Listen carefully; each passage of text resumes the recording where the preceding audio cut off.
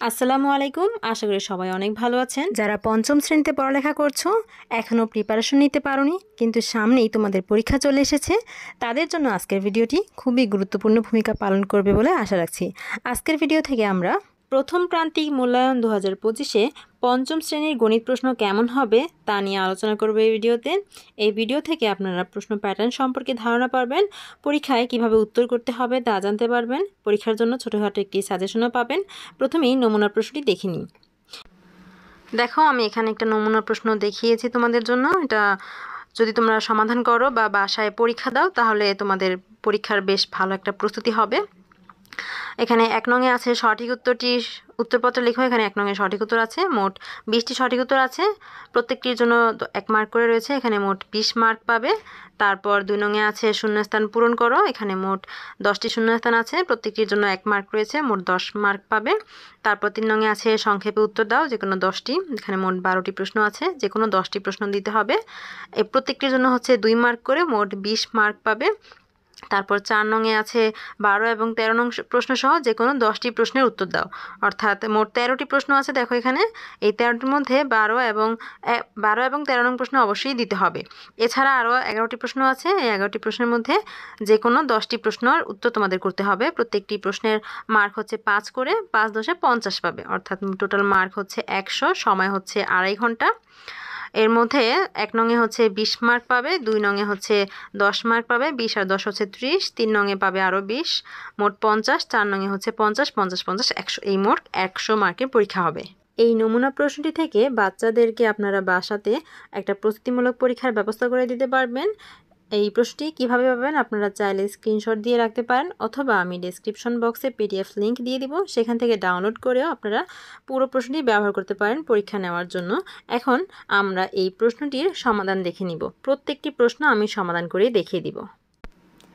1 নংয়ে আছে সঠিক উত্তর, ক নংয়ে আছে চতুর্ভুজ কয়টি রেখা দ্বারা সীমাবদ্ধ চিত্র। চতুর্ভুজে কয়টি রেখা থাকে? 4টি, সঠিক উত্তর হচ্ছে গ নং। তারপর 2 নংয়ে আছে 9-এর গুণিতক কোনটি। 9-এর গুণিতকগুলো কোনগুলো? 9, তারপর 18, তারপর 27, এগুলো দেখো কোথায় আছে, 20 না, 17 না, 5 না, 27, অর্থাৎ সঠিক উত্তর হচ্ছে ক নং। তারপর 3 নংয়ে আছে 2, 4, 8 এর লসাগু কত। তো আমরা পাশে একটু লসাগু নির্ণয় করছি। তো আমাদের এখন লসাগু নির্ণয় করতে হবে 2, 4 এবং 8-এর। তো 2, 4, 8 এই সকল সংখ্যাগুলো 2 দিয়ে বিভাজ্য। তো 2 দিয়ে আমরা ভাগ করলে, 2কে ভাগ করলে হবে 1, 4কে ভাগ করলে হবে 2, 8কে ভাগ করলে হবে 4। তারপর দেখো এখানে 2 আর 4 এই দুটি সংখ্যা 2 দিয়ে বিভাজ্য, তাহলে আবার আমরা 2 দিয়ে নিতে পারবো। 2 দিয়ে 1 ভাগ যায় না, তাহলে 1 একই থেকে যাবে। আবার 2 দিয়ে 2কে ভাগ করলে হবে 1, 2 দিয়ে 4কে ভাগ করলে হবে 2। এখন এখানে শুধু 2 আছে, যেটা 2 দিয়ে বিভাজ্য, আর এখানে বাকি যে এই সংখ্যাগুলো সেটা হচ্ছে 1, 1। এখানে এই সংখ্যাগুলো তো আর কোনো সংখ্যা দিয়ে আমরা ভাগ করতে পারছি না, তো এখানে আর ভাগ করার দরকার নেই। তো এখানে কি আমরা পাচ্ছি? এখানে 2, 2, 1, 1, 1 এই সংখ্যাগুলো আমাদের গুণ করতে হবে। তো আমরা লিখব 2 গুণ 2 গুণ 2। একগুলো আর লিখলাম না, কারণ 1 দিয়ে সংখ্যাকে গুণ করলে যে সংখ্যাকে গুণ করবো সেই সংখ্যাই হবে। তো এখানে গুণফলটা কত হবে? 2 দুগুণে 4, 4 দুগুণে 8, অর্থাৎ আমাদের লসাগু হচ্ছে 8। অর্থাৎ সঠিক উত্তর কত দেওয়া আছে? 3-এর 8 আছে গ নং সঠিক। তো এইটা আমরা রাফের জন্য করেছি, এটা মুছে দিচ্ছি। তারপর 4 নংয়ে কি আছে? 4 নংয়ে লেখা আছে হচ্ছে গুণনীয়কের অপর নাম কি। গুণনীয়কের অপর নাম হচ্ছে উৎপাদক, সেটা মুখস্থ করে ফেলো। গুণনীয়কের অপর নাম হচ্ছে উৎপাদক। তারপর এখানে 5 নংয়ে লেখা আছে 1 থেকে 20-এর মধ্যে মৌলিক সংখ্যা কতটি।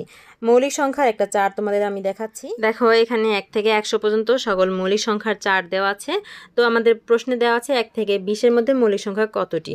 তো 1 থেকে 20-এর মধ্যে মৌলিক সংখ্যা কোনগুলো? এই যে 2, 3, 5, 7, 11, 13, 17, 19, এগুলো হচ্ছে 1 থেকে 20-এর মধ্যে মৌলিক সংখ্যা। এখানে কয়টি সংখ্যা আছে? 1, 2, 3, 4, 5, 6, 7, 8, মোট 8টি মৌলিক সংখ্যা, অর্থাৎ 5-এর সঠিক উত্তর হচ্ছে 8, খ নং। তারপর 6 নংয়ে লেখা আছে 18, 9 এর গসাগু কত। তো 18 এবং 9 এর গসাগু আমাদের নির্ণয় করতে হবে। আমরা পাশে একটু রাফ করছি। 18, 9, 18 এবং 9, 18 হচ্ছে 2 দিয়ে বিভাজ্য, কিন্তু 9 আবার 2 দিয়ে বিভাজ্য না।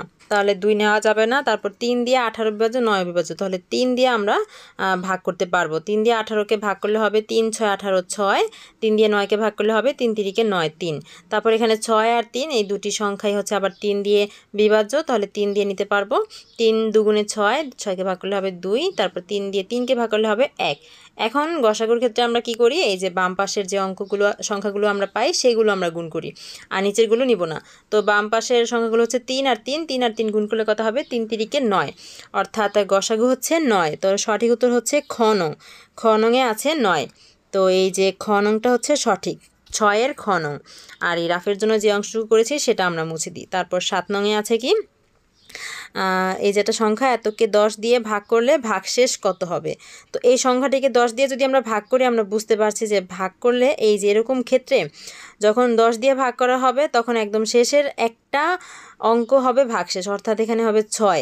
যখন একটা শূন্য থাকবে তখন একটা অঙ্ক হবে ভাগশেষ। আবার যখন 2টা শূন্য থাকবে অর্থাৎ 100 দিয়ে ভাগ করবে তখন শেষের 2টা অঙ্ক হবে ভাগশেষ। আবার যখন 1000 দিয়ে ভাগ করবে, 1000-এ 3টা শূন্য থাকে, তখন হবে ভাগশেষ শেষের 3টা অঙ্ক। আর এখানে যেহেতু একটা শূন্য আছে, তো একটা সংখ্যা শেষের একটা অঙ্ক হবে ভাগশেষ। একটা অঙ্ক হচ্ছে 6, অর্থাৎ এখানে ভাগশেষ হচ্ছে 6। 7-এর খ নং। সঠিক উত্তর হচ্ছে 7-এর খ নং। তোমাদের ডাউট থাকলে তোমরা ভাগ করে দেখতে পারো যে ভাগশেষ 6 হয় কিনা। তারপর 8 নংয়ে দেওয়া আছে এই গুণফলটা কত হবে। তো এই যে 325কে যদি আমরা 1 দিয়ে প্রথমে গুণ করি তাহলে 325 হবে, সাথে আরও 2টা শূন্য। তো 325 আর সাথে আরও 2টা শূন্য কোথায় আছে, গ নং। 325 সাথে আরও 2টা শূন্য, অর্থাৎ গুণফল হবে এই যে গ নংয়ে সঠিক উত্তর আছে। তারপর 9 নংয়ে আছে 15 এবং 21 এর লসাগু কত। 15 এবং 21 এর লসাগু নির্ণয় করার জন্য আমাদের একটু রাফ করতে হবে। 15 আর হচ্ছে 21 এর লসাগু নির্ণয় করতে হবে। তো এই দুইটা হচ্ছে 3 দিয়ে বিভাজ্য, 3 দিয়ে আমরা ভাগ করতে পারবো। 3 5 15, 5 হবে ভাগফল, 3 7 21। এখানে 5 আর 7 কিন্তু কোনো সংখ্যা দিয়ে বিভাজ্য নয়। 5 হচ্ছে 5 আর 1 দিয়ে বিভাজ্য, আর হচ্ছে 7 হচ্ছে 7 আর 1 দিয়ে বিভাজ্য। তো সুতরাং একটি সংখ্যা, একটি কমন সংখ্যা কিন্তু আমরা পাই না। সুতরাং এই যে সংখ্যাগুলো পেয়েছি সবগুলো আমরা গুণ করে দিব। 3 আর 5 গুণ করলে হবে 3 5 15। 15টা লিখলাম, তারপরে সাথে আবার 7 গুণ করতে হবে। 7 গুণ করলে কত হবে, 5 আর 7 গুণ করলে 5 7 35-এর 5, হাতে থাকে 3, 7 দিয়ে 1কে গুণ করলে 7 থেকে 7 আর 3 যোগ করলে হবে 10, অর্থাৎ গুণফল হচ্ছে কত 105, অর্থাৎ লসাগু হচ্ছে 105। তো সঠিক উত্তর কোথায় আছে দেখো তো, 105। এই যে 9-এর সঠিক উত্তর হচ্ছে 105, গ নং। গ নংটা হচ্ছে সঠিক। তো এই অংশটুকু আমরা মুছে দিয়ে এগুলো রাফের জন্য করেছি। তারপরের প্রশ্নটা খেয়াল করি। তারপরের প্রশ্নটা হচ্ছে গুণ কিসের সংক্ষিপ্ত রূপ। এটা আমাদের জানার কথা, গুণ হচ্ছে যোগের সংক্ষিপ্ত রূপ, ক নং সঠিক। তারপরে আছে 3 ও 4 এর গসাগু কত। 3 আর 4-এর মধ্যে একটি কমন গুণনীয়ক আছে, সেটা হচ্ছে 1। ঠিক আছে, তো সঠিক উত্তর হবে 1, ক। অর্থাৎ 3 এবং 4-এর গসাগু হচ্ছে 1। তারপর 12 নংয়ে আছে ভাজক গুণ ভাগফল যোগ ভাগশেষ সমান কি। এটা হচ্ছে ভাজ্য নির্ণয়ের সূত্রটা, তাই না। ভাজক গুণ ভাগফল যোগ ভাগশেষ, অর্থাৎ সঠিক উত্তর হবে ভাজ্য, অর্থাৎ ক নং। তারপরের প্রশ্নগুলো আমরা একটু খেয়াল করি। পরে 13 নংয়ে আছে বড় চিহ্ন নিচের কোনটি। বড় চিহ্ন হচ্ছে এই যে এটা, খ নং। খ নংটা হচ্ছে সঠিক উত্তর। তারপরে হচ্ছে ভাজ্য হচ্ছে 117, ভাজক হচ্ছে 13 হলে ভাগশেষ কত। তো এটা আমাদের একটু ভাগ করতে হবে। ভাজ্য হচ্ছে 13, অর্থাৎ 13 দিয়ে আমরা ভাগ করব। আর কাকে ভাগ করব, ভাজ্যকে। ভাজ্য হচ্ছে 117, 117কে ভাগ করতে হবে। তো এখানে 13কে দেখো 9 দিয়ে গুণ করলে হবে 117। 13কে 9 দিয়ে গুণ করে দেখো, 13 নং 117। অনেকের 13 নামটা পারার কথা, বিয়োগ করলে হবে 0। তো এখানে ভাগশেষ কত, ভাগশেষ হচ্ছে 0, অর্থাৎ ভাগশেষ সঠিক উত্তর হচ্ছে 0, যা আছে ঘ নংয়ে। ঘ নং হচ্ছে সঠিক। তারপরে দেওয়া আছে দুটি সাইকেলের দাম 2000 টাকা হলে একটি সাইকেলের দাম কত। দুইটি সাইকেলের দাম যদি 2000 টাকা হয় তাহলে একটি সাইকেলের দাম হবে 1000 টাকা। 1000 টাকা আছে গ নংয়ে। সঠিক উত্তর হচ্ছে গ নং। তো এই যে গ নংটা হচ্ছে সঠিক। তারপর 16 নংয়ে আছে যে চতুর্ভুজের একজোড়া বিপরীত বাহু সমান্তরাল তাকে কি বলে। একজোড়া বিপরীত বাহু সমান্তরাল কার বলো তো, ট্রাপিজিয়ামের। একজোড়া বিপরীত বাহু সমান্তরাল হচ্ছে ট্রাপিজিয়ামের। তারপরে আয়তর হচ্ছে 2 জোড়া বাহু সমান্তরাল, আবার প্রত্যেকটি কোণ হচ্ছে সমকোণ। এখানে বর্গের হচ্ছে 4টি বাহুই সমান এবং সমান্তরাল, আর রম্বসের হচ্ছে 2 জোড়া বাহু সমান্তরাল। আর এখানে বলেছে হচ্ছে এক জোড়া বাহু, এক জোড়া বিপরীত বাহু সমান্তরাল, এক জোড়া বিপরীত বাহু সমান্তরাল হচ্ছে ট্রাপিজিয়ামের। তো সঠিক উত্তর হচ্ছে ঘ নং। তারপরে 17 নংয়ে যেটা দেওয়া আছে সেটা আমাদের একটু রাফ করতে হবে। আমরা এই অংশটুকু মুছে নিচ্ছি। এটা রাফ করার জন্য আমাদের একটা কনসেপ্ট জানতে হবে, সেটা হচ্ছে প্রথমে ব্রেকেটের কাজ করতে হয়। ঠিক আছে, কি কি আছে? 24 বিয়োগ 18 ভাগ 3। তো এখানে আমাদের প্রথমেই ব্রেকেটের কাজটা আগে করতে হবে। 24 থেকে 18 বিয়োগ করে দেখো, বিয়োগফল হবে 6 ভাগ 3। 3 দিয়ে 6কে ভাগ করলে হবে 2, অর্থাৎ ভাগফল হচ্ছে 2। তো এই সমাধানটা হবে 2, মানে ফলাফল হবে 2। সঠিক উত্তর হচ্ছে ক নং। 17 এর সঠিক উত্তর হচ্ছে ক। তারপর 18 নংয়ে দেওয়া আছে একটি খাতার দাম 25 টাকা হলে 4টি খাতার দাম কত? তো একটি খাতার দাম 25 টাকা, সুতরাং 4টি খাতার দাম আরও 4 গুণ বেশি হবে। 4 আর 25 গুণ করলে 4 25 100। সঠিক উত্তর হচ্ছে 100। 100 আছে ঘ নংয়ে। সঠিক উত্তর হচ্ছে ঘ নং, 100 টাকা। তারপর দেওয়া আছে বন্ধনী ব্যবহারের নিয়মে প্রথমে কি করতে হয়? প্রথমে কি করতে হয়? গুণ ভাগ যোগ বিয়োগ। কি করতে হয় বলো তো? বন্ধনী ব্যবহারে প্রথমে কি করতে হয়? প্রথমেই ভাগাভাগির কাজটা আগে করতে হয়। ঠিক আছে, প্রথমেই ভাগ করতে হয়, অর্থাৎ ভাগাভাগির কাজটা আগে করতে হয়, তারপর গুণ করতে হয়, তারপর যোগ করতে হয়, তারপর বিয়োগ। এটা মুখস্থ করে ফেলবে। প্রথমে ভাগ গুণ যোগ বিয়োগ, ভাগ গুণ যোগ বিয়োগ। প্রথমে কিসের কাজ করতে হয়? ভাগ করতে হয়। ভাগ আছে কোথায়? ভাগ আছে হচ্ছে খ নংয়ে। খ নং হচ্ছে সঠিক উত্তর। তারপর 20 নংয়ে কি দেওয়া আছে? ভাগশেষ সব সময় কার থেকে ছোট হবে? ভাগশেষ সবসময় কার থেকে ছোট হবে? ভাগশেষ সবসময় ভাজক থেকে ছোট হবে। সঠিক উত্তর হচ্ছে গ নং। খাতার মধ্যে এভাবে সুন্দর করে 1 নং প্রশ্নের উত্তর লিখবে, তারপর 1 থেকে 20 পর্যন্ত এইভাবে সঠিক উত্তরগুলো লিখবে। 2 নংয়ে আছে শূন্যস্থান পূরণ করো। ক নংয়ে আছে ভাজক গুণ ভাগফল যোগ ভাগশেষ। এটা সমান কি? এটা হচ্ছে ভাজ্য নির্ণয়ের সূত্রটা, এটা সমান হবে ভাজ্য। তারপর খ নংয়ে আছে 5 অঙ্কের বৃহত্তম সংখ্যা গুণ কিছু একটা সমান হচ্ছে এই যে এটা গুণফল হবে। তো সবচেয়ে বৃহত্তম অঙ্ক কি? সবচেয়ে বৃহত্তম অঙ্ক হচ্ছে 9। 5 অঙ্কের বৃহত্তম সংখ্যা হচ্ছে 5টা 9, তাই না? 1 2 3 4 5। 5টা 9-এর সাথে আরও কি আছে দেখো তো? বাড়তি আরও 2টা শূন্য আছে, অর্থাৎ এই 5টা 9-এর সাথে আরও 2টা শূন্য বাড়তি কিভাবে অ্যাড হবে? 100 গুণ করলে এই রেজাল্টটা হবে, তাই না? অর্থাৎ এখানে খালি ঘরে হবে 100, 2টা শূন্য থাকাতে 100 হবে। তারপর গণাঙ্গে আছে সামান্তরিকের বিপরীত কোণগুলো ও বিপরীত বাহুগুলো পরস্পর কেমন? সামান্তরিকের বিপরীত কোণগুলোও সমান আর বিপরীত বাহুগুলো পরস্পর সমান, সুতরাং এখানে হবে সমান। তারপর ঘ নংয়ে আছে গাণিতিক বাক্যে প্রথমে ড্যাশ, তারপর গুণ, সর্বশেষে যোগ ও বিয়োগ করতে হয়। তো প্রথমে কিসের কাজ করতে হয়? প্রথমে ভাগাভাগির কাজ করতে হয়। ঠিক আছে, ভাগাভাগির মানে প্রথমে ভাগের কাজ করতে হয়। প্রথমে ভাগ, এখানে ভাগ কথাটা হবে ভাগ, তারপর গুণ, তারপর যোগ, তারপর বিয়োগ। আগে বলেছি এটা মুখস্থ করে ফেলবে। ভাগ গুণ যোগ বিয়োগ, ভাগ গুণ যোগ বিয়োগ।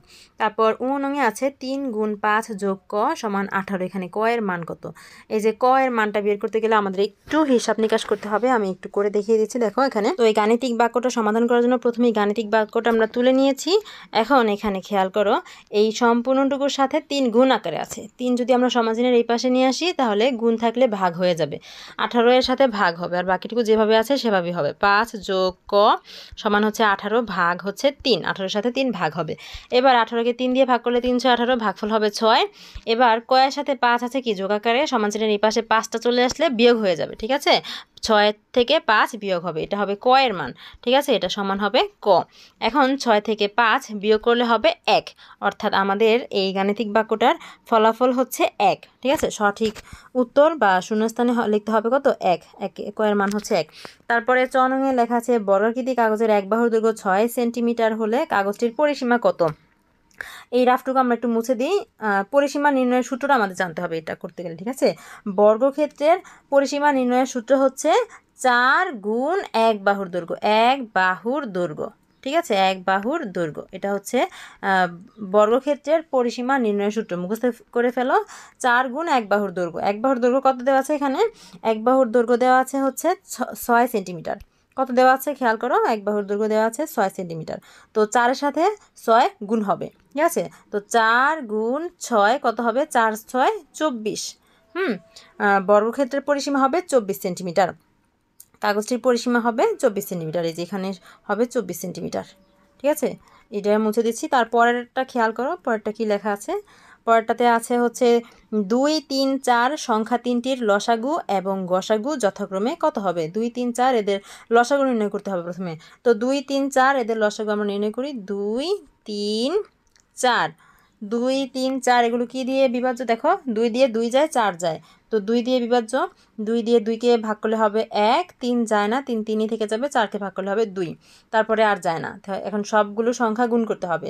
2, 1, 3, 2 এগুলো গুণ করলে কত হয়? 2 1 2, 2 আর 3 গুণ করলে 3 দুগুণে 6, 6 আর 2 গুণ করলে 6 দুগুণে 12, লসাগু হবে 12। এরপর গসাগুও নির্ণয় করতে বলেছে, তো এগুলোর গসাগু কত হবে? দেখো 2, 3, 4 এগুলো কিন্তু কোনো সংখ্যা পাই না যেই সংখ্যা দিয়ে সবগুলো সংখ্যাই বিভাজ্য, কমন কোনো সংখ্যা কিন্তু নাই। যেমন দেখো এখানে 2 হচ্ছে 2 আর 1 দিয়ে বিভাজ্য, 3 হচ্ছে 1 আর 3 দিয়ে বিভাজ্য, আর 4 হচ্ছে 1, 2 আর 4 দিয়ে বিভাজ্য। অর্থাৎ কোনো কমন সংখ্যা নেই। কমন সংখ্যা হচ্ছে শুধুমাত্র 1, 1 দিয়ে 2ও বিভাজ্য, 3ও বিভাজ্য, 4ও বিভাজ্য, অর্থাৎ গসাগু হবে 1। সুতরাং এই খালি ঘরে কি হবে? খালি ঘরে হবে 12 এবং 1। হ্যাঁ, লসাগু হচ্ছে 12 এবং 1, 12 এবং 1। এরপরের প্রশ্নটা খেয়াল করো, লেখা আছে কোনো সংখ্যার গুণিতককে ওই সংখ্যা দ্বারা ভাগ করলে ড্যাশ থাকে না। কোনো সংখ্যার গুণিতককে যদি ওই সংখ্যা দ্বারা ভাগ করা হয় তাহলে ভাগশেষ থাকে না, এখানে ভাগশেষ হবে। তারপর 12 এর ড্যাশ হলো এত। এগুলো কি? 12 এর দেখো 1, 2, 3, 4, 6, 12, এই সংখ্যাগুলো কি? এই সংখ্যাগুলো হচ্ছে 12 এর গুণনীয়ক, এখানে হবে গুণনীয়ক। তারপর ইয়নঙে আছে প্রকৃত ভগ্নাংশের লব অপেক্ষা হর কি থাকে? প্রকৃত ভগ্নাংশের লবটা থাকে ছোট আর হরটা থাকে বড়, অর্থাৎ লব অপেক্ষা হরটা বড় থাকে। হ্যাঁ, ইয়নঙে এখানে হবে বড়। এইভাবে করে খাতাতে 2 নং প্রশ্নের উত্তর দিবে এবং ক খ ঘ ঘ এভাবে নাম্বারগুলো দিয়ে শুধুমাত্র উত্তরটা লিখে নিচে দাগ দিয়ে দিবে। এভাবে করে শূন্যস্থানগুলো পূরণ করবে। 3 নংয়ে লেখা আছে সংক্ষেপে উত্তর দাও যে কোনো 10টি। নিচে 12টি প্রশ্ন দেওয়া আছে, এখান থেকে যে কোনো 10টি প্রশ্নের উত্তর করতে হবে তোমাদের ইচ্ছে মতো। তো 1 নংয়ে লেখা আছে গুণ্য কাকে বলে? লিখতে হবে গুণের সময় যে সংখ্যাকে গুণ করা হয় তাকে গুণ্য বলে। 2 নংয়ে লেখা আছে একটি ঝুড়িতে 750টি লিচু আছে, এরূপ 20টি ঝুড়িতে কতটি লিচু আছে? এই অঙ্কটি আমাদের একটু রাফ করতে হবে। তোমাদের রাফ করার জন্য তো আলাদা কোনো খাতা দেওয়া হবে না, তবে তোমাদের খাতার একদম শেষের পৃষ্ঠাতে তোমরা রাফ করবে এবং পরীক্ষা শেষে সেই অংশটুকু কেটে দিয়ে আসবে। আমি একটা আলাদা পৃষ্ঠা নিয়ে রাফটা করে দেখাচ্ছি। এখানে একটি ঝুড়িতে 750টি লিচু আছে, তাহলে এরূপ 20টি ঝুড়িতে কি আরও 20 গুণ লিচু থাকবে, তাহলে কি 20 গুণ করতে হবে। তাহলে এই গুণটা আমরা কিভাবে করব? এই দুটা শূন্য আগেই লিখে দিলাম। এবার এই 2 দিয়ে 75কে গুণ করতে হবে। 2 দিয়ে 5কে 5 দুগুণে 10, 10-এর শূন্য, হাতে থাকে 1।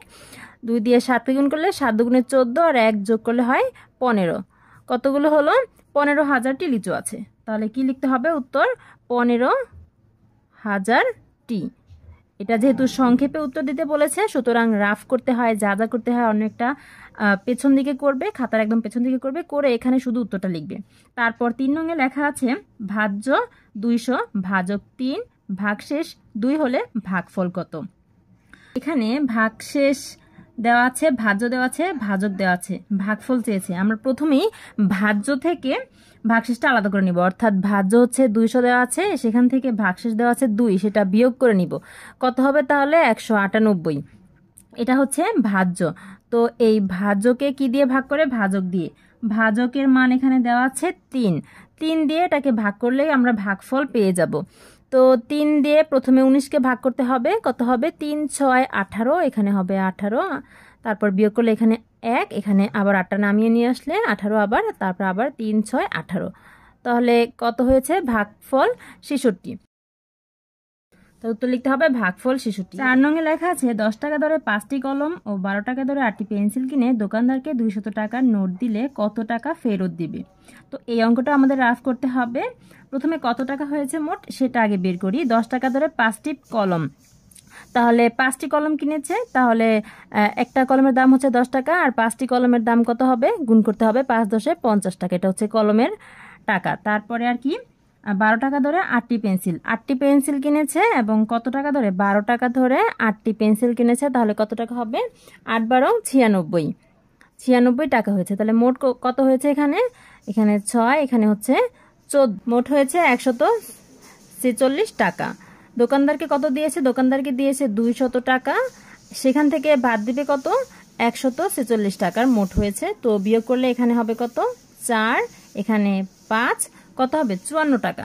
তার মানে তাকে আরো 54 টাকা ফেরত দেবে, তাই না? তো 4 নঙে লিখবে 54 টাকা বাস। তারপর 5 নঙে দেখো লেখা আছে 1 ডজন আপেলের দাম 360 টাকা হলে 3টি আপেলের দাম কত? তো এই অঙ্কটা করার জন্য কি করতে হবে, আমাদের একটু রাফ করতে হবে। এখানে দেওয়া আছে 1 ডজন আপেলের দাম হচ্ছে 360 টাকা। 1 ডজন মানে হচ্ছে 12টি। তো 12টি আপেলের দাম হচ্ছে 360 টাকা। তাহলে আমরা প্রথমে একটি বের করব, একটির দাম আরো কম হবে, অর্থাৎ ভাগ করতে হবে 12 দিয়ে। তারপর আমরা কতটি বের করব, তারপর 3টি আপেলের দাম চেয়েছে, সর্বশেষে আমরা 3টি আপেলের দাম বের করব। তো 3টির দাম বেশি হবে, অর্থাৎ এই 360 ভাগ 2 এটার সাথে কি 3 গুণ করতে হবে। এখন এই অংশটা আমরা করে ফেলবো। এটা কিভাবে করব, প্রথমে এই যে 360কে 2 দিয়ে ভাগ করি। তো 2 দিয়ে ভাগ করলে কত হবে, দেখো 2 দিয়ে 360কে ভাগ করলে হবে 180। তারপরে 180 আর 3 উপরে আছে দুটোটা, তাহলে এই দুটো কি করতে হবে, গুণ করতে হবে। তো 3 দিয়ে 180, এই যে পাশে গুণটা করতে পারো, 3 দিয়ে 180কে গুণ করতে হবে। তো 3 শূন্য শূন্য, 3 8 24 4, হাতে থাকে 2, 3 একে 3 আর 2 যোগ করলে হবে 5, 540, অর্থাৎ কত টাকা হবে, 540 টাকা হবে। 6 নং একটা গাণিতিক বাক্য দেওয়া আছে, গাণিতিক বাক্যটা হিসাব করতে হবে। কি কি লেখা আছে, 30 যোগ 2 যোগ 3 বিয়োগ 36। তো এটা আমরা কিভাবে করব, প্রথমে এই ব্র্যাকেটের কাজটা করব। 30 যোগ 2 আর 3 যোগ করলে হবে 6, তারপর বিয়োগ 36। তো এখানে যোগ আছে বিয়োগ আছে, আগে আমরা যোগের কাজটা করব। 30 আর 6 যোগ করলে হবে 36, তারপর বিয়োগ 36। 36 থেকে 36 বিয়োগ করলে হবে 0, অর্থাৎ 6 নংয়ের উত্তর হবে 0। এরপর 7 নংয়ে লেখা আছে 2 ও 4 এর সাধারণ গুণনীয়কগুলো লেখো। তো 2 এর গুণনীয়কগুলো কি কি, 2 এর গুণনীয়ক হচ্ছে 1 2, তারপর 4 এর গুণনীয়কগুলো হচ্ছে 1 2 4। তো এখানে সাধারণ কি কি আছে, এই যে এখানে 2 আছে, এখানেও 2 আছে, আর কোনোটা সাধারণ নেই, অর্থাৎ 2 এবং 4 এর সাধারণ গুণনীয়ক হচ্ছে 2। তাহলে 7 নংয়ের উত্তর হচ্ছে 2। 8 নংটা খুবই সহজ, লেখা আছে একটা গুণ দেওয়া আছে, সেখানে গুণ্য গুণক এবং গুণফল কত সেটা বলেছে। তো এটা রাফের কিছু নেই, আমরা শুধু লিখে দিব এখানে গুণ্য কত, যে সংখ্যাটাকে গুণ করতে হবে সেটা হচ্ছে গুণ্য, অর্থাৎ 374।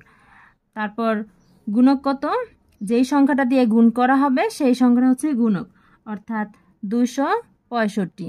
তারপর গুণফল কত, গুণ করার পর যে ফলাফলটা পাওয়া যাবে সেটা হচ্ছে গুণফল, অর্থাৎ 99,110, এটা হচ্ছে গুণফল।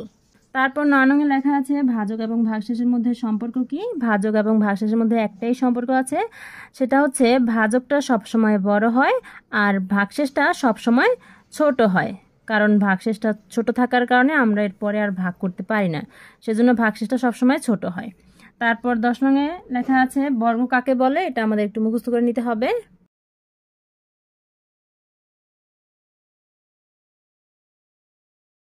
আমাদের কিন্তু 10টি প্রশ্নের উত্তর দিতে বলেছে, আমরা অলরেডি 10টি প্রশ্নের উত্তর দিয়ে ফেলেছি।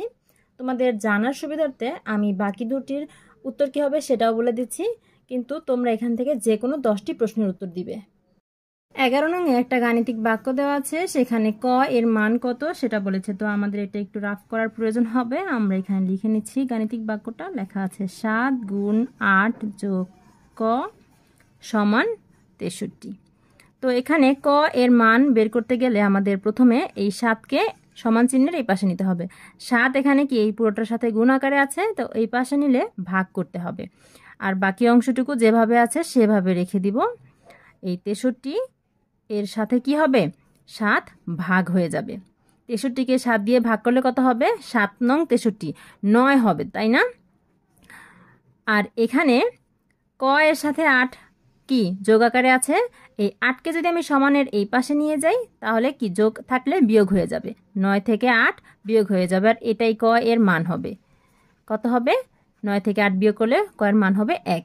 সুতরাং 11 এর উত্তর হচ্ছে ক সমান 1। তারপর 12 নংয়ে বলেছে ট্রাপিজিয়াম এবং সামান্তরিকের একটি পার্থক্য লেখো।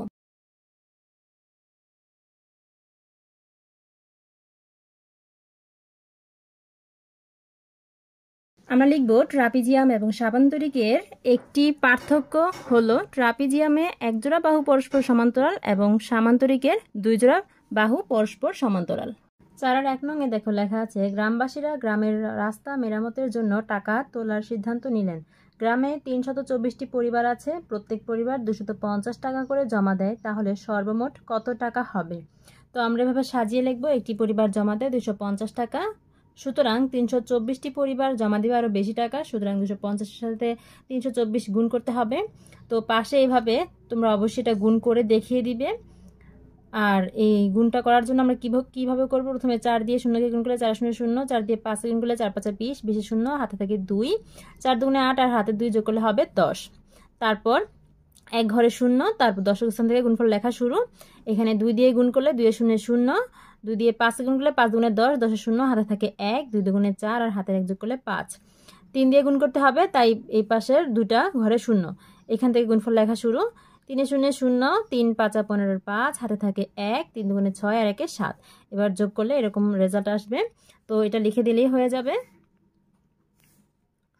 আমাদের উত্তর আসবে 81,000 টাকা। 2 নং-এ লেখা আছে, একটি বই তৈরি করতে 128টা কাগজ লাগে। 60,000টা কাগজ দিয়ে কয়টি বই তৈরি করা যাবে? তো আমরা এবার সাজিয়ে লিখবো, 128টা কাগজ দিয়ে বই তৈরি করা যায় একটি, সুতরাং একটি বই তৈরি করতে আরও কম কাগজ লাগবে, ভাগ হবে। আর 60,000টা কাগজ দিয়ে আরও বেশি বই তৈরি করা যাবে, সুতরাং 60,000 গুণ হবে। তো 60,000-কে এখন 1 দিয়ে গুণ করলে 60,000 হবে, অর্থাৎ উপরে 60,000, নিচে হচ্ছে 128, অর্থাৎ 60,000-কে 128 দিয়ে ভাগ করতে হবে। এই যে 60,000-কে 128 দিয়ে ভাগ করলে এরকম ভাগ করতে হবে, ভাগ করে অবশ্যই দেখিয়ে দিতে হবে। তো 128-কে প্রথমে এই 4 দিয়ে গুণ করতে হবে, 4 দিয়ে গুণ করলে গুণফল হবে 512, বিয়োগ করলে হবে 88, তারপর উপর থেকে 0 নামিয়ে আনতে হবে। তারপর 128-কে 6 দিয়ে গুণ করলে হবে 768, তারপর বিয়োগ করলে হবে 112, উপর থেকে এই 0টা নামিয়ে আনতে হবে। এখন 128-কে 8 দিয়ে গুণ করলে হবে 1024, বিয়োগ করলে হবে 96, উপরে আর কোনো অঙ্ক নেই, সুতরাং ভাগটা শেষ। এখানে ভাগফল হচ্ছে 468 আর ভাগশেষ হচ্ছে 96। এটার মানে কি? এটার মানে হচ্ছে 468টি বই তৈরি করা যাবে এবং এই 96টি কাগজ অবশিষ্ট থাকবে। সুতরাং বই তৈরি করা যাবে কতটি? 468টি। এই 96টি দিয়ে কিন্তু আর কোনো বই তৈরি করা যাবে না, সুতরাং এটাই উত্তর হবে, উত্তর 468টি বই। 3 নং-এ লেখা আছে, মা এবং পুত্রের বয়সের সমষ্টি 60 বছর। সমষ্টি মান হচ্ছে একসাথে, মা এবং পুত্রের বয়সের একসাথে বা যোগ করলে হবে সমষ্টি 60 বছর। মায়ের বয়স পুত্রের বয়সের 3 গুণ, তাদের প্রত্যেকের বয়স কত? তো মায়ের বয়স পুত্রের বয়সের 3 গুণ সেটা দেওয়া আছে। তো আমরা ধরি যে পুত্রের বয়স হচ্ছে ক বছর, কটা আসলে কত সেটা আমরা জানি না, আমরা একটা ধরে নিলাম যে পুত্রের বয়স হচ্ছে ক বছর। সুতরাং মায়ের বয়স কত হবে? মায়ের বয়স পুত্রের বয়সের 3 গুণ, পুত্রের বয়স ক হলে এই মায়ের বয়স হবে ক এর সাথে 3 গুণ করলে যত হবে তত, তাই না? ক গুণ 3 গুণ করলে হবে 3 ক বছর, এটা আমরা ধরে নিলাম। তো এখান থেকে কি পেলাম? পুত্রের বয়স হচ্ছে ক বছর, মায়ের বয়স হলো 3 ক বছর। এখন প্রশ্নতে দেওয়া আছে যে এই দুইটার সমষ্টি হচ্ছে 60 বছর, সুতরাং আমরা লিখবো প্রশ্ন মতে এই ক যোগ 3 ক সমান 60 বছর।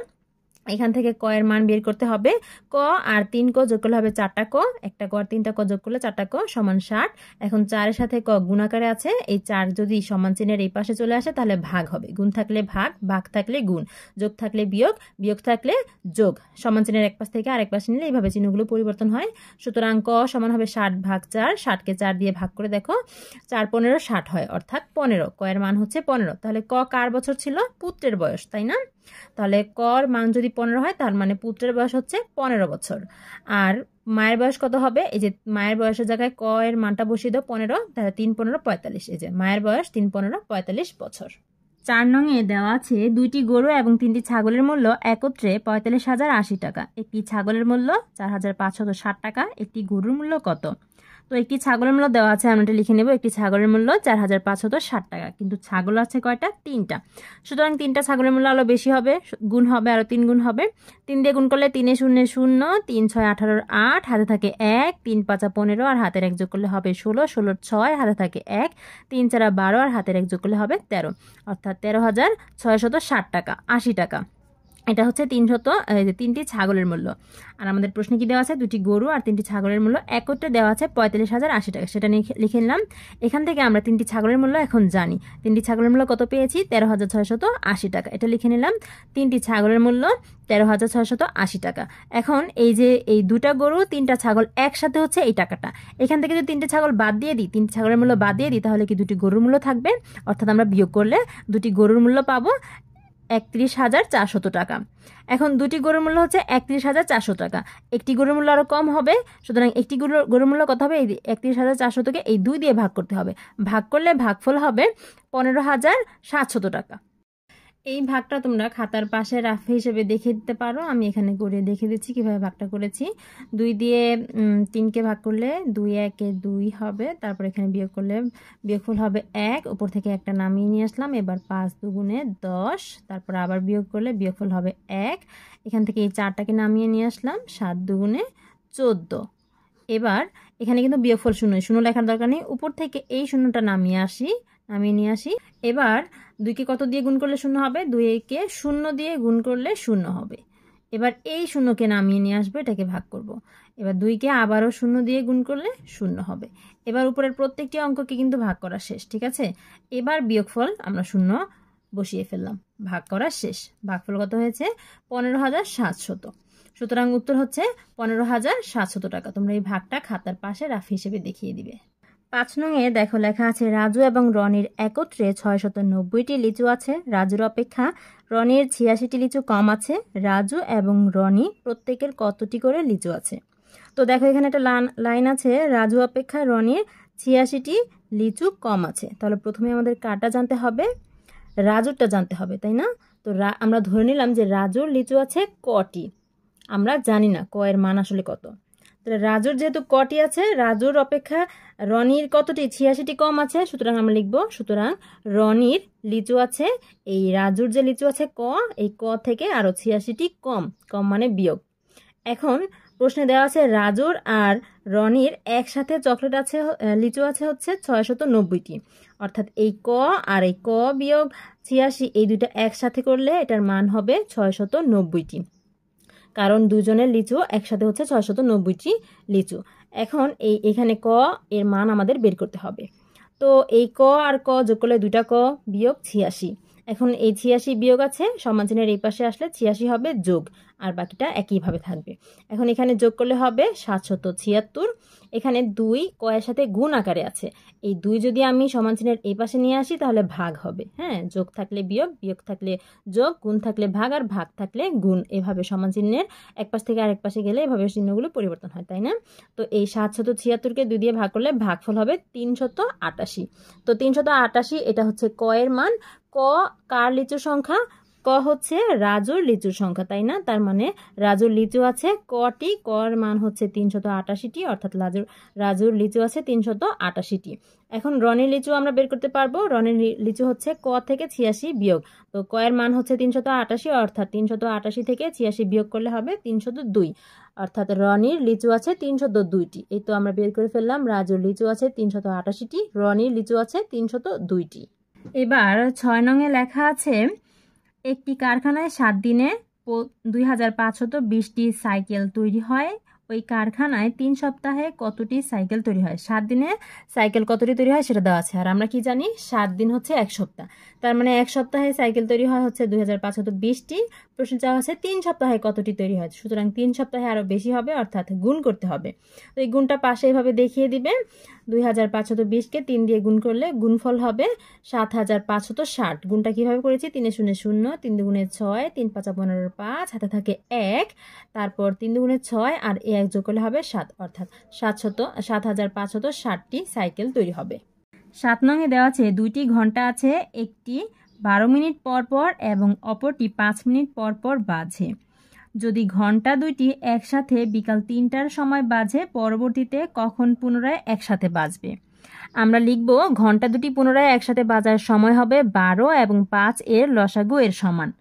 12 এবং 5 কি, এই যে দুইটি ঘন্টা হচ্ছে, একটি হচ্ছে 12 মিনিট পর পর বাজে আর একটি হচ্ছে 5 মিনিট পর পর বাজে। সেখানে সেই 12 আর 5-এর লসাগু হবে দুটি একসাথে বাজার সময়। 12 আর 5-এর লসাগু বের করতে হবে। দেখো 12 আর 5-কে শুধুমাত্র 1 দিয়েই আমরা ভাগ করতে পারি, অর্থাৎ 12 আর 5 শুধুমাত্র 1 দিয়ে নিঃশেষে বিভাজ্য। এছাড়া 12 অন্যান্য অনেক সংখ্যা দিয়ে নিঃশেষে বিভাজ্য হয়, কিন্তু আমাদের এমন সংখ্যা লাগবে যে সংখ্যা দিয়ে 12ও নিঃশেষে বিভাজ্য এবং 5ও নিঃশেষে বিভাজ্য। তো শুধুমাত্র একই আছে যেটা দিয়ে 12 এবং 5 দুটোটা নিঃশেষে বিভাজ্য। সুতরাং লসাগু হবে, এই লসাগুর সময় আমরা প্রত্যেকটি সংখ্যা গুণ করি। এখানে 1, 12, 5 এই সবগুলো সংখ্যা গুণ করতে হবে। একটা লিখিনি, কারণ 1 দিয়ে কোনো সংখ্যাকে গুণ করলে সেই সংখ্যাই হবে। 1 দিয়ে যদি 12কে গুণ করলে 12 হবে, তাহলে 12 গুণ 5, 5 12 60, লসাগু হচ্ছে 60।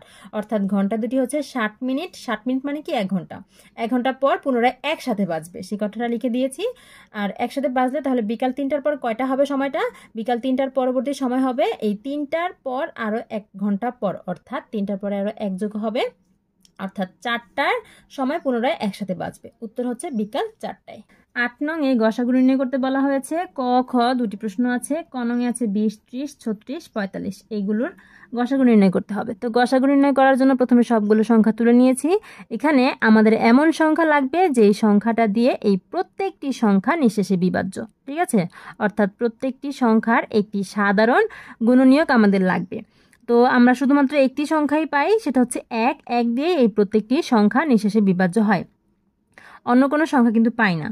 তো যেহেতু শুধুমাত্র 1 পেয়েছি, আমরা গসাগুর সময় শুধুমাত্র এই বাম দিকের সংখ্যাটা নিব, নিচেরগুলো নিব না। সুতরাং গসাগু কত হবে? 1। তারপর খ নং এর সংখ্যাগুলো হচ্ছে 54, 36, 72। এই তিনটি সংখ্যাকেই আমরা 2 দিয়ে নিঃশেষে বিভাজ্য করতে পারি। তো 2 দিয়ে ভাগ করলে 54কে ভাগ করলে হবে 27, 36কে ভাগ করলে হবে 18, আর 72কে ভাগ করলে হবে 34। তারপর এই তিনটি সংখ্যা 3 দিয়ে নিঃশেষে বিভাজ্য হয়। 3 দিয়ে ভাগ করলে 3 নং 27, 9 হবে। 3 6 18, 6 হবে। আর 3 12, 36, 12 হবে। তারপর এই তিনটি সংখ্যা 3 দিয়ে নিঃশেষে বিভাজ্য হয়। 3 দিয়ে ভাগ করলে 3 3 9, 3 হবে। 3 দিয়ে 6কে 3 2 6, 2 হবে। 3 4 12, 12কে ভাগ করলে হবে 4। এখন গসাগু করার সময় আমরা শুধুমাত্র বাম পাশের অঙ্কগুলো নিব, নিচেরগুলো নিব না। তো বাম পাশের সংখ্যাগুলো আছে 2, 3, 3। আমরা এই সংখ্যাগুলো গুণ করলে 2 গুণ 3 গুণ 3, 3 3 9, 9 2 18, গসাগু হবে 18।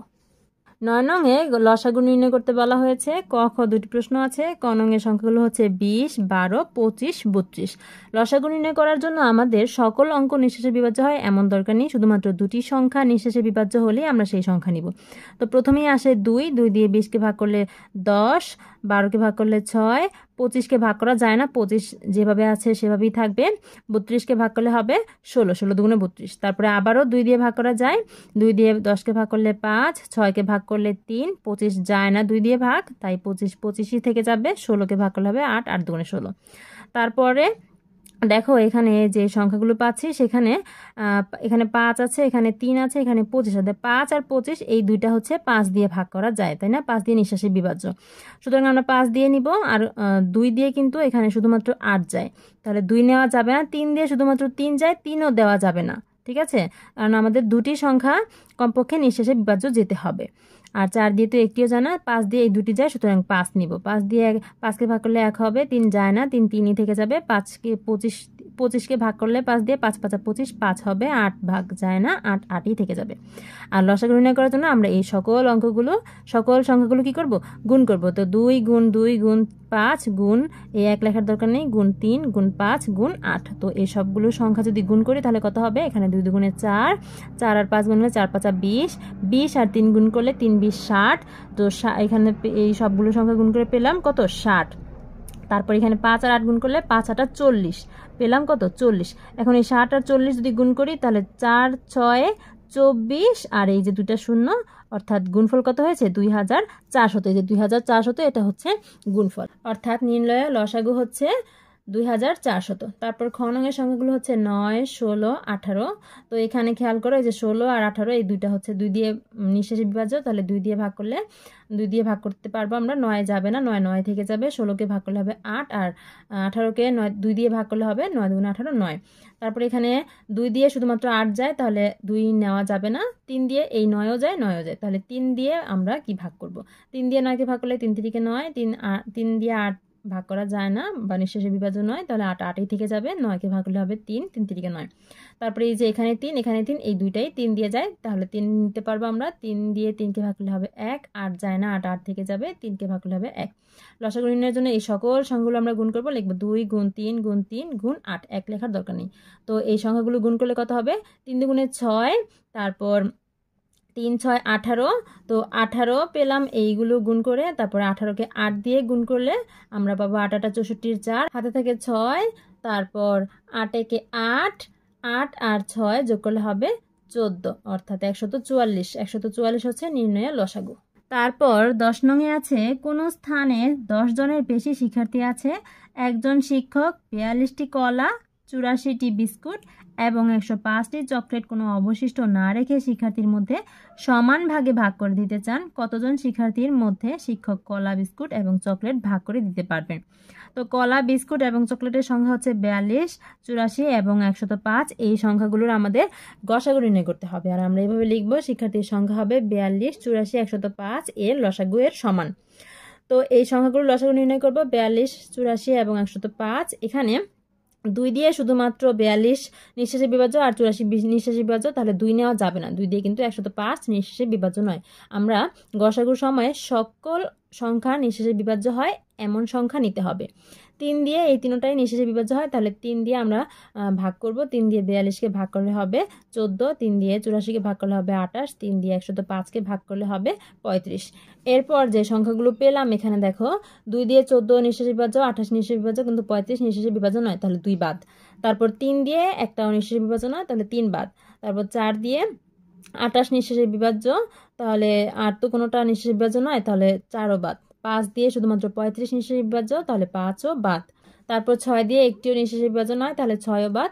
7 দিয়ে এই তিনটি নিঃশেষে বিভাজ্য, তাহলে 7 দিয়ে আমরা নিব। 7 দিয়ে 7 দুগুণে 14, 2 হবে, 4 7 28, 4 হবে, 5 7 35, 5 হবে ভাগফল।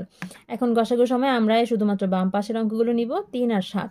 তো নির্ণয় গসাগু হবে 3 গুণ 7, 3 7 21, অর্থাৎ শিক্ষার্থীর সংখ্যা হবে গসাগুর সমান। গসাগু হচ্ছে 21, শিক্ষার্থীর সংখ্যা হবে 21, উত্তর 21 জন। 11 নং লেখা আছে, গীতার কাছে 1 সমস্ত 6 ভাগের 5 লিটার এবং মামুনের কাছে 8 ভাগের 13 লিটার জুস আছে। কার কাছে জুসের পরিমাণ বেশি এবং কত বেশি সেটা জানতে চাওয়া হয়েছে। তো কি কি দেওয়া আছে? গীতার কাছে আছে হচ্ছে 1 সমস্ত 6 ভাগের 5 লিটার আর মামুনের আছে 8 ভাগের 13 লিটার। দেখো এই যে ভগ্নাংশটা আছে, এই ভগ্নাংশটাকে আমরা প্রথমে এই সমস্যাটাকে ভাঙাবো। কিভাবে ভাঙে? 6 6 থেকে যাবে আর এই 6 দিয়ে 1কে গুণ করবে, 6কে 6 আর উপরেরটা যোগ করবে, 6 আর 5 যোগ করলে হবে 11। কিভাবে করবে আরো একবার বলছি, সমস্তটা হরের সাথে গুণ হবে আর গুণফলটা সাথে লবটা যোগ হবে। ঠিক আছে, হরের সাথে গুণ, গুণফলের সাথে লব যোগ, হরের সাথে গুণ, গুণফলের সাথে লব যোগ। তাহলে গুণ করলে 6কে 6 আর লব 5 যোগ করলে হবে 11, এই যে 11 লিটার। এখন দেখো এই ভগ্নাংশ আর এই ভগ্নাংশ, এই দুইটার মধ্যে কিন্তু আমরা তুলনা করতে পারি না কোনটা বড় আর কোনটা ছোট, তাই না? তো আমাদের কি করতে হবে? আমাদের সমহর বিশিষ্ট ভগ্নাংশে পরিণত করতে হবে। সমহর মানে কি? মানে হর দুটা সমান থাকবে। দেখো এখানে হচ্ছে 8, এখানে 6, আমরা এমনভাবে কাজটা করব যাতে এই দুটা সমান হয়, হর দুটা সমান হয়ে যায়। তো এখানে 6 আর 8 এর আমরা প্রথমে লসাগু নির্ণয় করে ফেলবো। এখানে 6 আর 8 এর লসাগু হচ্ছে 24, এই যেভাবে আমরা লসাগুটা নির্ণয় করেছি। 6 আর 8কে 2 দিয়ে ভাগ করা যায়, নিঃশেষে বিভাজ্য 2 দিয়ে। 6কে ভাগ করলে 3 হবে, 8কে ভাগ করলে হবে 4। তো এই সকল সংখ্যাগুলো গুণ করলে 3 দুগুণে 6, 6 আর 4 গুণ করলে 4 6 24, এই যে লসাগু হচ্ছে 24। এখন আমরা কি করব? এই যে কাজটা একটু মনোযোগ সহকারে খেয়াল করো। এখন আমরা কি করব? আমরা লসাগু পেয়েছি 24, আমরা চোখ বন্ধ করে কি করব? 24 লিখব। আমি হাত দিয়ে বাকি অংশটুকু ঢেকে দেখছি, আমরা 2 বার 24 লিখব। এরপর ভাগ চিহ্ন দিব। ভাগ দিব কাকে? প্রথম হর ছিল কত?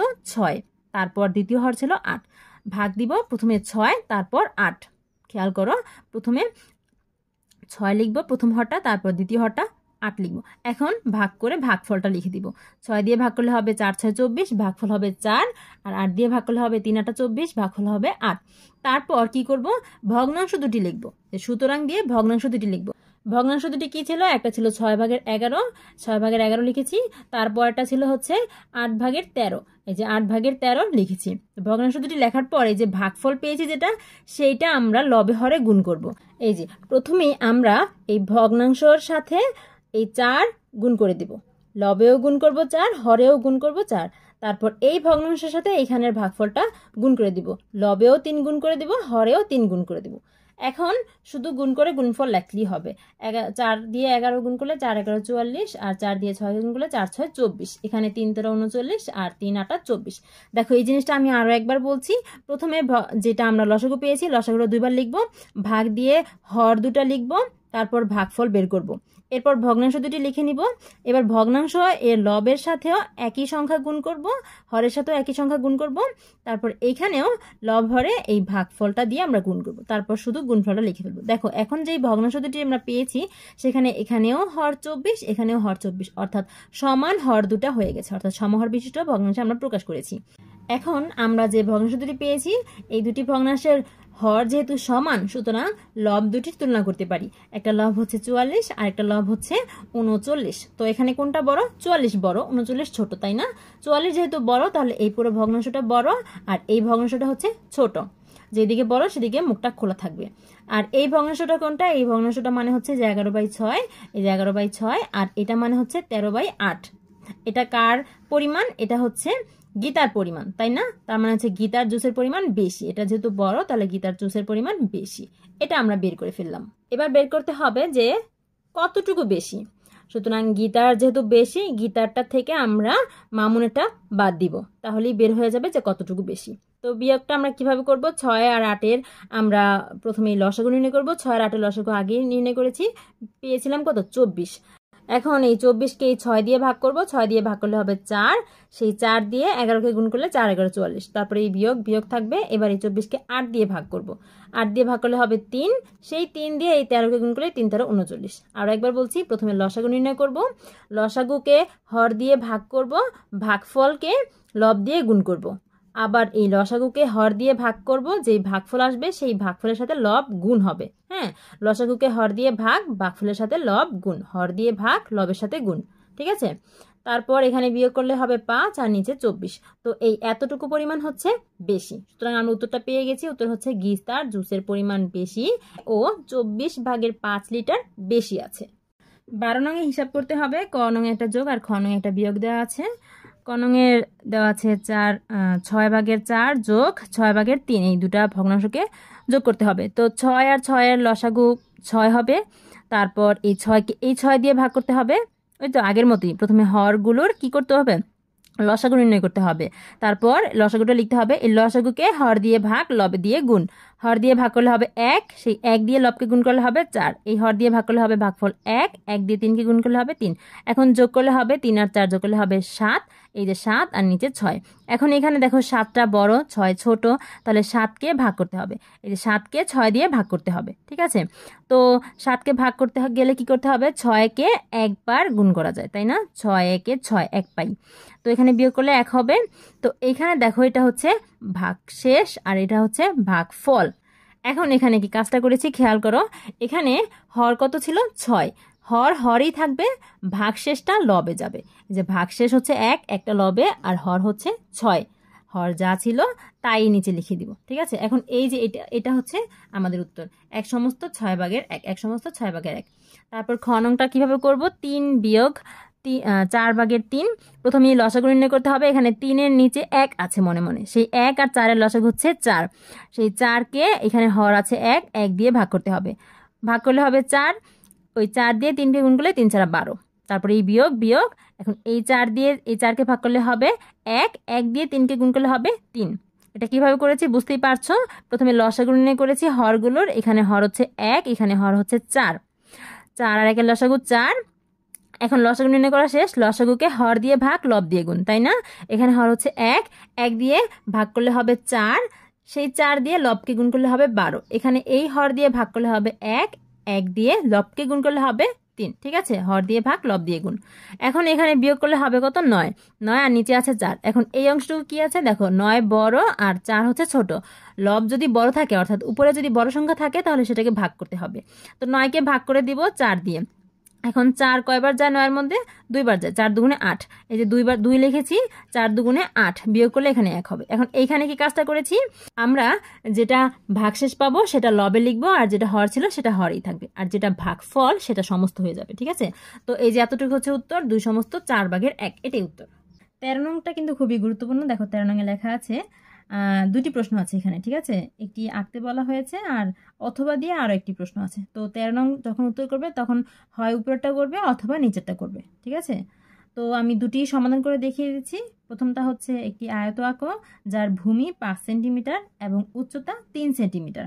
আমরা একটি আয়ত আঁকবো যার ভূমি হবে 5 সেন্টিমিটার, উচ্চতা হবে 3 সেন্টিমিটার। তো এটা কিভাবে করব খেয়াল করে, প্রথমে আমরা ভূমি নিব 5 সেন্টিমিটার।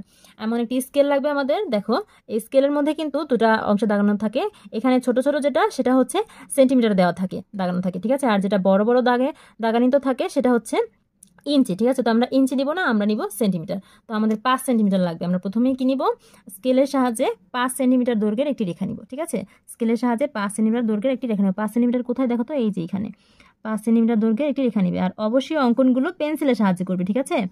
যা যার চিত্র ড্রয়িং করবে, যা যা আঁকাআঁকির কাজ আছে সকল কিছু পেন্সিলের মাধ্যমে করবে। তো আমরা 5 সেন্টিমিটার এটি দৈর্ঘ্যের রেখা নিয়েছি।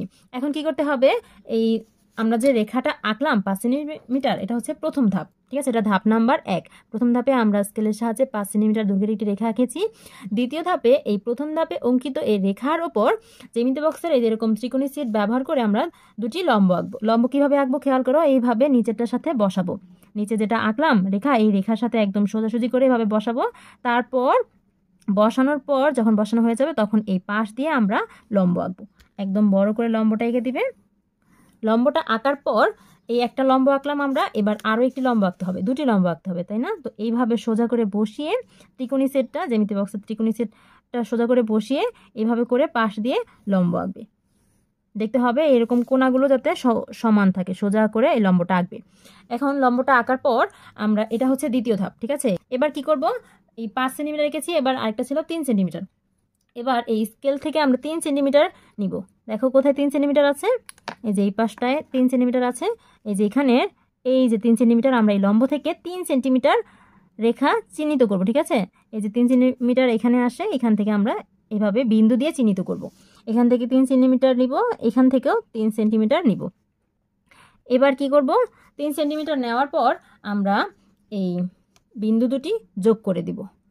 বিন্দু দুটি যোগ করে দিলেই আমাদের আয়ত অঙ্কন করা হয়ে যাবে। আমরা এটা কিভাবে এঁকেছি সেটা আরও একবার বলছি। প্রথমেই একটি স্কেলের সাহায্যে 5 সেন্টিমিটার দৈর্ঘ্যের একটি রেখা আঁকবো। এবার দ্বিতীয় ধাপে প্রথম ধাপে অঙ্কিত এই রেখার ওপর জ্যামিতি বক্সের ত্রিকোণী সেট ব্যবহার করে দুটি লম্ব আঁকবো, ঠিক আছে? এবার 3 নম্বর ধাপ। 3 নম্বর ধাপে আমরা এই লম্ব থেকে 3 সেন্টিমিটার দৈর্ঘ্যের দুটি রেখা আমরা বিন্দু দিয়ে চিহ্নিত করবো। এখানে একটি বিন্দু দিব, এখানে একটি বিন্দু দিব। এটা ছিল 3 নম্বর ধাপ। 4 নম্বর ধাপে এই বিন্দু দুটি যোগ করে দিব। এইভাবে আমাদের আয়ত আঁকা হয়ে যাবে। তো আমরা এই যে মুখে যেই কথাটা বললাম সেটাই খাতাতে ব্যাখ্যা হিসেবে লিখে দিব। দেখো ব্যাখ্যাটা এইভাবে লিখবে। স্কেলের সাহায্যে প্রথমে 5 সেন্টিমিটার দৈর্ঘ্যের একটি রেখা এঁকেছিলাম। সেই রেখা থেকে আমরা জ্যামিতি বক্সের ত্রিকোণী সেট ব্যবহার করে দুটি লম্ব এঁকেছি। সেই লম্ব থেকে 3 সেন্টিমিটার দৈর্ঘ্যের দুটি রেখা আমরা বিন্দু দিয়ে চিহ্নিত করেছি। তারপর সেই বিন্দু দুটি আমরা যোগ করে দিয়েছি। তারপরে আমরা আমাদের আয়ত পেয়ে গেছি। এরপর অথবা দিয়ে যে প্রশ্নটি করা আছে সেটির উত্তর করব। লেখা আছে চিত্রসহ বর্গের সংজ্ঞা দাও, এর দুইটি বৈশিষ্ট্য লেখো। তো বর্গের সংজ্ঞা প্রথমে দিব যে চতুর্ভুজের 4টি বাহু সমান এবং প্রত্যেকটি কোণ সমকোণ, তাকে বর্গ বলে। তো এইভাবে বর্গ আঁকতে হবে, অবশ্যই পেন্সিল দিয়ে চিত্রটা আঁকবে। ABCD, এটা হচ্ছে একটি বর্গ। এবার বৈশিষ্ট্যের মধ্যে লিখবে বর্গের দুটি বৈশিষ্ট্য হচ্ছে প্রত্যেকটি বাহু সমান এবং বর্গের প্রত্যেকটি কোণ কি সমকোণ। শিক্ষার্থীরা আজকে এই পর্যন্তই ছিল। আশা করি বুঝতে পেরেছো। এখন তোমাদের কাজ হলো এই প্রশ্নটা স্ক্রিনশট দিয়ে রেখে দাও এবং বাসায় পরীক্ষা দাও। পরীক্ষা দিলে কি হবে, তোমরা তোমাদের পরীক্ষার জন্য ভালোভাবে প্রস্তুতি নিতে পারবে। ভালোভাবে প্রস্তুতি নিলে আশা করি পরীক্ষা খুবই ভালো হবে। সকলের পরীক্ষার জন্য অনেক অনেক শুভকামনা রইল। এ ধরনের আরও ভিডিও পেতে আমাদের সাথেই থাকুন। আল্লাহ হাফিজ।